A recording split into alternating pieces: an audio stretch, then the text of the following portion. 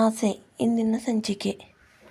Bank finance ಅವರು ಸೂರ್ಯನಿಗೆ ದುಡ್ಡಿಂದ ಕೇಳಿದಾಗ ಸೂರ್ಯ ದುಡ್ಡು ಕೊಟ್ಟೋಗ್ರಿ ಇಲ್ಲ ನಿಮ್ಮ ಅಮ್ಮನ ಇಲ್ಲೇ ಬಿಟ್ಟು ಹೋಗ್ರಿ ಅಂತ ಹೇಳಿದಾಗ ಮನೋಜ್ ಅವರು ಏನ್ರಿ ಪದೇ ಪದೇ ಇದೇ ಥರ ಹೇಳ್ತಾ ಇದ್ದೀರಾ ಅಂತ ಹೇಳಿ ಪೊಲೀಸ್ರಿಗೆ ಕಂಪ್ಲೇಂಟ್ ಕೊಡ್ತೀನಿ ಅಂತ ಹೇಳ್ತಾರೆ ಮನೋಜ್. ಆಗ ರಂಗನಾಥ್ ಅವರು ಮನೋಜ್ಗೆ ಬೈದು ನಿಮ್ಮ ಅಮ್ಮನ ಸಾಯಿಸಿ ನಾನು ಪೊಲೀಸ್ ಸ್ಟೇಷನಿಗೆ ಹೋಗ್ತೀನಿ ಅಂತ ಹೇಳಿ ಬೈದು ಬ್ಯಾಂಕ್ ಫೈನಾನ್ಸರಿಗೆ ನಾನೇ ಸಿಗ್ನೇಚರ್ ಮಾಡ್ತೀನಿ ಅಂತ ಹೇಳ್ತಾರೆ. ಆಮೇಲೆ ಅಪ್ಪ ಏನಪ್ಪ ನೀ ಸಿಗ್ನೇಚರ್ ಮಾಡ್ತೀಯಪ್ಪ ಅಂತ ಹೇಳಿದಾಗ ಹಾಂ ಅಪ್ಪ ನಾನು ಕಟ್ಕೊಂಡಿದ್ದೀನಲ್ಲಪ್ಪ ನಾನು ಹೇಳ್ತೀನ, ಅವ್ರು ನನ್ನನ್ನು ನಂಬಿ ಅವ್ರ ಮನೆಯವರೇ ನನಗೆ ಕೊಟ್ಟಿದ್ದಾರೆ ಅಂತ ಹೇಳ್ತಾರೆ.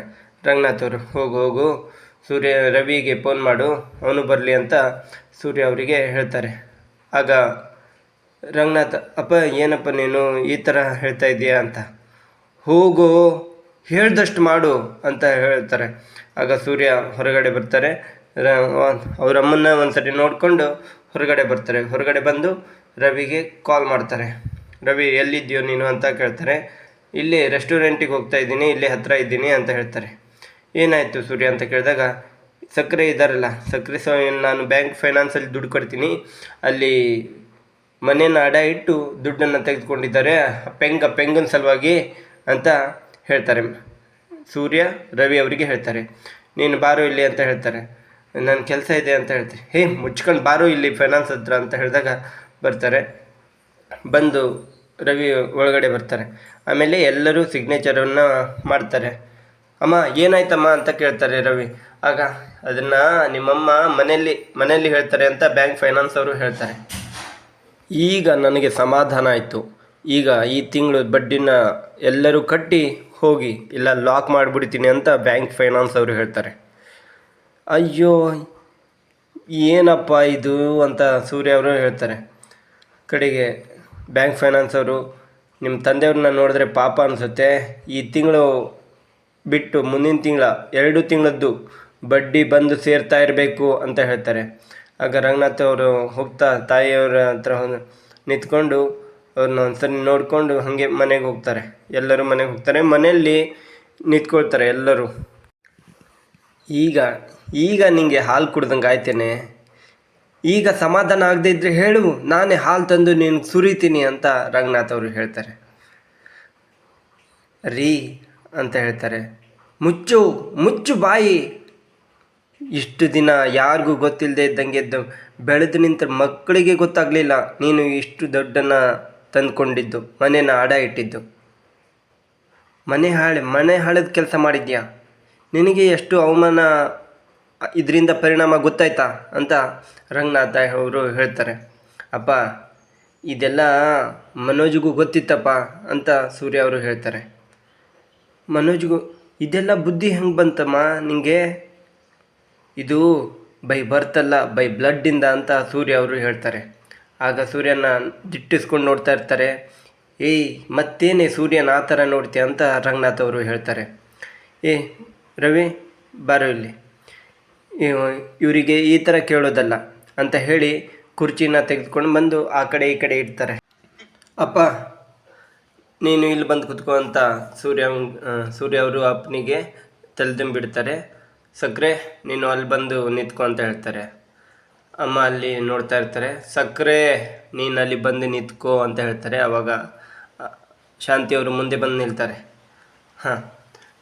ಹೇಳು ಶಾಂತಿ, ಯಾಕೆ 17 ಲಕ್ಷ ಸಾಲ ಮಾಡ್ತೀಯ ಅಂತ ರಂಗನಾಥ್ ಅವರು ಕೇಳ್ತಾರೆ. ಅದು ಖರ್ಚು ಅಂತ ಹೇಳ್ತಾರೆ. ಆಮೇಲೆ ಮನೋಜ್ ಅವರು ಪಕ್ಕ ನೋಡ್ತಾರೆ.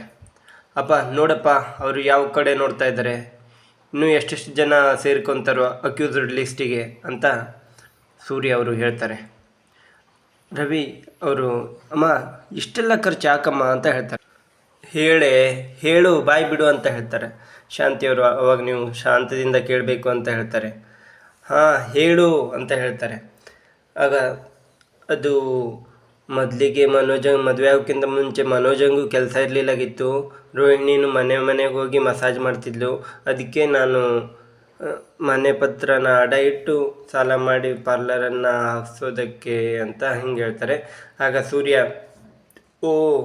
ಏವನ್ ಅಂದ್ಕೊಂಡಿದ್ದೆ, ಸಕ್ಕರೆನ ಅಲ್ಲ ಅಮ್ಮನವರು ಅಂದರೆ ರೋಹಿಣಿ ಅವರಿಗೆ ತೋರಿಸ್ತಾರೆ ಅಮ್ಮನವರು ಅಂತ ಸೂರ್ಯ ಅವರು.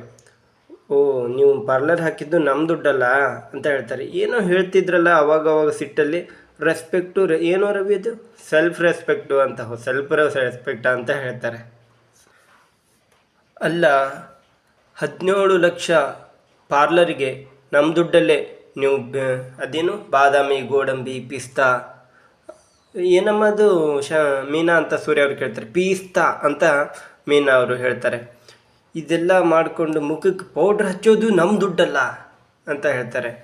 ಅವಾಗ ಮನೋಜ್ ಅವರು ಅವ್ರಿಗೆ ಬೈಬೇಡ ಅಂತ ಹೇಳ್ತಾರೆ. ಅವರಿಗೆಲ್ಲ ಏನು ಹೇಳಬಾರ್ದು, ನಿನಗೆ ಪೆಂಗ, ನಿನಗೆ ನಾಚಿಕೆ ಮಾನ ಮರ್ಯಾದೆ ಅನ್ನೋದು ಇದ್ದಿದ್ರೆ ಈ ಥರ ಮಾಡೋದಿಲ್ಲಾಗಿತ್ತು ಅಂತ ಸೂರ್ಯ ಅವರು ಹೇಳ್ತಾರೆ. ಆವಾಗ ರಂಗನಾಥ್ ಅವರು, ಅಲ್ಲಮ್ಮ ರೋಹಿಣಿ, ಪಾರ್ಲರ್ ಓಪನ್ ಮಾಡಿದ್ದಿನ ನಾನು ಅಲ್ಲೇ ಇದ್ನಲ್ಲಮ್ಮ, ಒಂದು ಮಾತು ಹೇಳಿಲ್ಲಮ್ಮ ಅಂತ ಹೇಳ್ತಾರೆ. ಆವಾಗ ರೋಹಿಣಿ ಅದು ಅಂತ ಹೇಳ್ತಾರೆ. ಅಲ್ಲಮ್ಮ, ಮಗ್ಗ ಹಂಗಿದ್ರು ಸೊಸೆನೂ ಕೂಡ ಅಂತ ಹೇಳ್ತಾರೆ.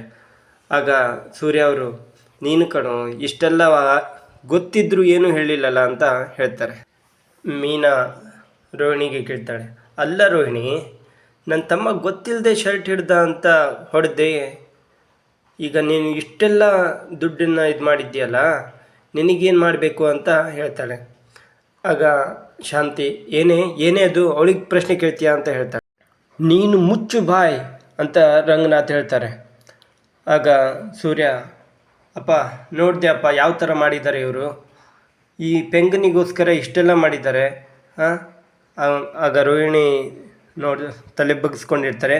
ಶಾಂತಿಯವರು, ಇಲ್ಲ ರೀ, ಅವಳು ತುಂಬ ಒಳ್ಳೆ ಹುಡುಗಿ, ಅವಳು ಪಾರ್ಲರ್ ನಡೆಸ್ತಾ ಇರ್ತಾಳಲ್ಲ, ತಾನೇ ಬಡ್ಡಿ ತುಂಬ್ತೀನಿ ಅಂತ ಹೇಳಿದ್ಲು. ಹಾಗಾದರೆ ಇನ್ನೂ ಯಾಕೆ 2 ತಿಂಗಳದ್ದು ಕಟ್ಟಲಿಲ್ಲ ಅಂತ ಸೂರ್ಯ ಅವರು ಹೇಳ್ತಾರೆ. ಆಗ ಮನೋಜ್ ಅವರು, ಇಲ್ಲ ಎಕ್ಸ್ಪೆನ್ಸಸ್ ಈ ಸರಿ ಪಾರ್ಲರಲ್ಲಿ ಜಾಸ್ತಿ ಆಗಿತ್ತು ಅಂತ ಹೇಳ್ತಾರೆ.